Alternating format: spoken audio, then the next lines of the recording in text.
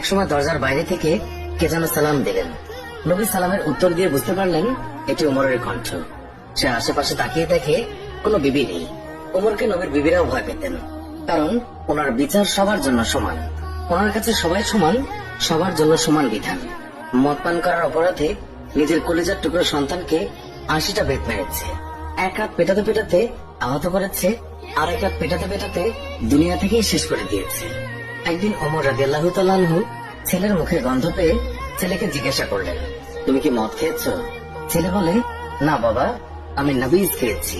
নবীজ হচ্ছে 1 কেজি দুধের মাঝে 10-12টা খুরমা সারা রাত ভিজিয়ে রাখলে খুরমার রস দুধে মিশে গিয়ে দুধের রং লাল হয়ে যায়। খেতে অনেক মজা, সেটাকে বলে নবীজ। কিন্তু 1 রাতের বেশি ভিজিয়ে রাখলে সেটা নেশা দ্রব্যে পরিণত হয়।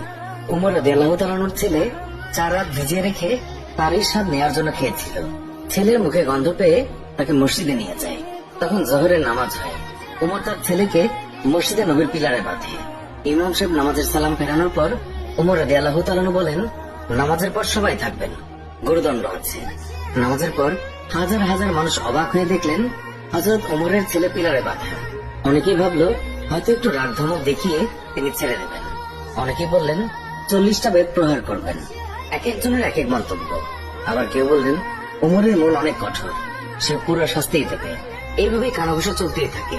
এরই মাঝে ওমর চেয়ারে বসে জল্লাদকে ডাকলেন, বললেন, শক্ত দেখি একটি চাবুক এনে চাবুক শুরু করো। জল্লাদ বিসমিল্লাহ বলে চাবুক মারা শুরু করলো। 3টা চাবুক মারার পর ওমর জল্লাদকে এক থাপ্পড় দিয়ে ফেলে দিলেন। উমর রাদিয়াল্লাহু তাআলা আনহুর কাছে জল্লাদের চাবুক মারা পছন্দ হচ্ছিল না, তাই তিনি নিজেই চাবুক মারা শুরু করলেন। এক একটা চাবুক পরে আর মসজিদের বারান্দা ফোটা ফোটা রক্তের দাগে ভরে যায়। মদিনায় উমরের চাইতে শক্তিশালী আর কেউই ছিল না। ছেলে চিৎকার দিয়ে বলে, আবার মদ খাবো না, আমাকে মাফ করে দাও। কিন্তু উমরের কঠোর মনে কোনো দয়া হলো না। এবার আবু সাহামার মা উমরের পা ধরে বললেন, আমার ছেলেকে আর মারবেন না।